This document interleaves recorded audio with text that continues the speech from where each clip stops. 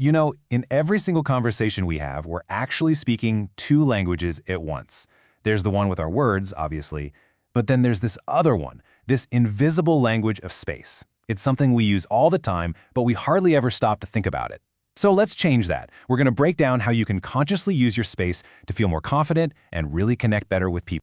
Hey, just for a second, do a quick check-in. How are you sitting or standing right now? Are you leaning in, totally engaged? Or maybe you're kind of slouched back, a little closed off. See? Without saying a single thing, you're already sending a message. Our goal here is to make sure that message is exactly the one you want to send. One that says, I'm confident, I'm respectful, and I'm present. So why is this such a big deal? Well, because our physical presence, our posture, how close we stand to someone, it's like we're a radio tower, constantly broadcasting a signal. It's this whole unspoken conversation that a lot of the time says way more than our words ever could. And that's really the heart of it. These little signals totally shape how people see us, whether they think we're confident or nervous, respectful, or maybe even a little pushy. The thing is, we're sending these messages whether we like it or not. The whole point is to get in the driver's seat and start sending the signals we actually mean to send. Okay, so how do we actually take control of this thing? Well, it all starts with making a shift. From just unconsciously sending out signals to consciously managing our own presence. And it all boils down to one core concept that gives you all the control. Let's break it down. Here it is. This is basically our guiding principle. It's all about two key actions, how you use your physical distance and your positioning. And those two things lead to two key results. You project your own self-assurance and you show respect for other people.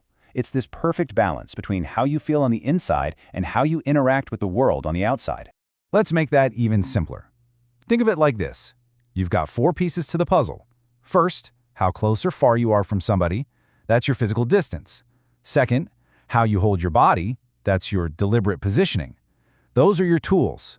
And what do you do with them? You achieve the 2 big goals, projecting self-assurance and showing respect. Pretty straightforward, right? All right, let's dig into that first outcome, projecting confidence. This is all about how you carry yourself, right? How you use your position in a room to communicate, hey, I'm comfortable here and I'm self-assured.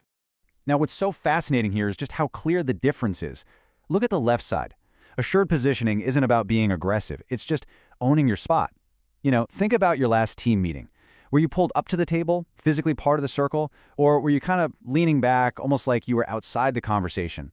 One of those just screams engagement, and the other one, well, detachment. And this right here, this just nails it. This isn't about puffing your chest out or trying to take up more room than you need. It's an internal thing that shows up externally. It's about being grounded, being present, and just feeling comfortable in your own skin, and then letting your posture naturally reflect that genuine ease.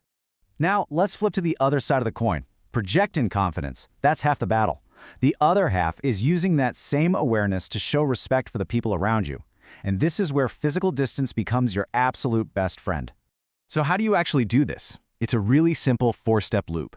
First, you just watch for cues. If someone takes a tiny half step back while you're talking, boom, that's a signal. Second, you adjust. And the right move isn't to follow them, is to hold your ground and give them the space they just asked for. Third, you've acknowledged their boundary. And fourth, you just keep that awareness going.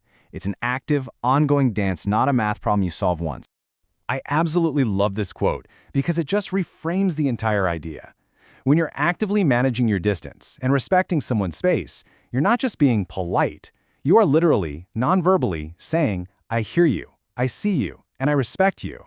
It's a huge part of making people actually feel seen and heard. So here's the bottom line.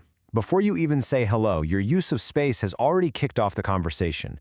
It sets the entire tone. And long after the words are gone, that feeling of comfort, or, discomfort, that's the thing that sticks with people. That's what they'll remember. So just remember this. Your space is your first and last word. Now that you have the tools, the choice is totally yours.